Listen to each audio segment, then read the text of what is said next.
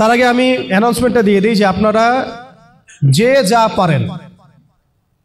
যা পারেন মানে এক গ্লাস পানি হলেও, এক প্লেট খাবারের টাকা হলেও, একটা জামার টাকা হলেও, মেডিসিনের টাকা হলেও, বা আমাদের একটা উদ্বাস্তু পরিবারকে একটা টেন্ট করে দেওয়ার টাকা হলেও, যা পারেন আল্লাহর রাস্তায় এখন থেকে সাদাকা করার নিয়াত করেন, সাদাকা করেন।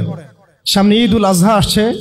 আমাকে ওই প্যালেস্টাইনের গাজার এক ভাই আমাকে টেক্সট করে বলছিলেন যে আমরা লাস্ট কবে মাংস খাইছে আমাদের এটা মনে পড়ে না। আর কথা হচ্ছে যে আমরা এখান থেকে তো পশু পাঠাতে পারবেন না, এবং সেখানে আপনি যে অ্যাভেলেবেল কোরবানির পশু আছে এমনও না।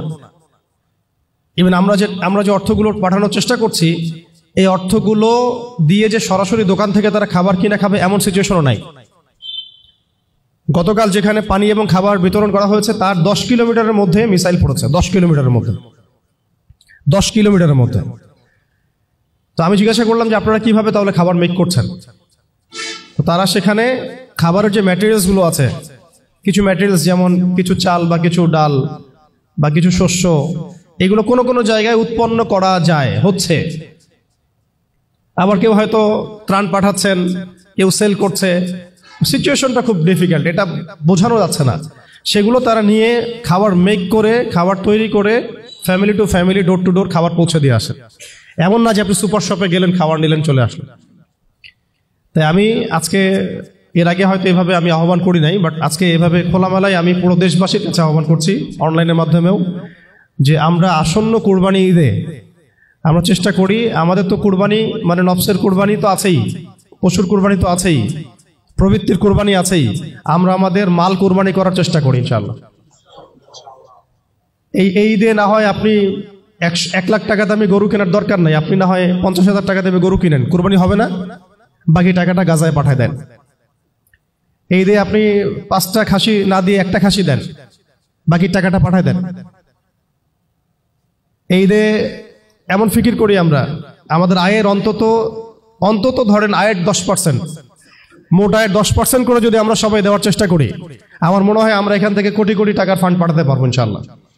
অন্তত আমাদের ভাইরা কিছু খেতে পারবে, পানি পান করতে পারবে, খেতে পারবে, পানি পান করতে পারবে। হয়তো আমাদের বাচ্চারা একটু দুধ পাবে, একটু বেবি ফিড পাবে।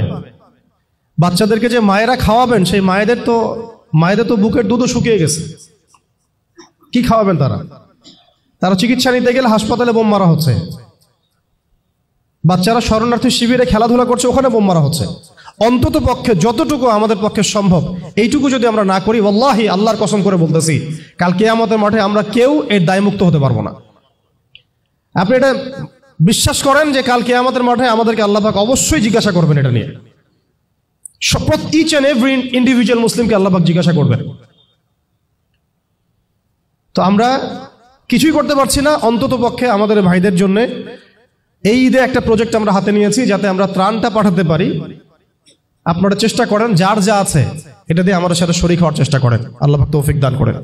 পাশাপাশি আরো অনেক ভাইরা অনেক ফাউন্ডেশন থেকে কাজ করছেন, যে কোনো ফাউন্ডেশন হোক না কেন, যে কোনো অ্যাসোসিয়েশন হোক না কেন, আপনারা অন্তত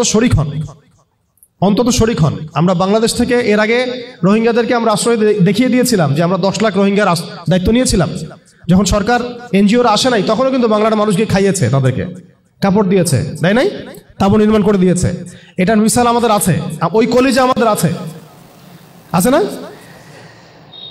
আমি আজকে এটা উদাত্তভাবে আপনাদের কাছে আহ্বান জানাচ্ছি, অন্তত পক্ষে আসন্ন ঈদ উল আজহায় আপনারা সবাই যার যা আছে এইটা নিয়ে আমাদের মাজলুম ভাইদের পাশে দাঁড়ান।